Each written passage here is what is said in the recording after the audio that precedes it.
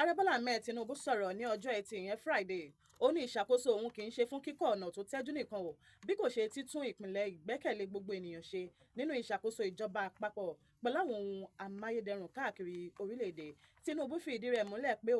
àwọn iṣẹ́ àkànṣe tí ìṣàkóso rẹ̀ ń ṣe yọrí jẹ́ ẹ̀rí tí ó sì ń ṣe àpèjúwe pé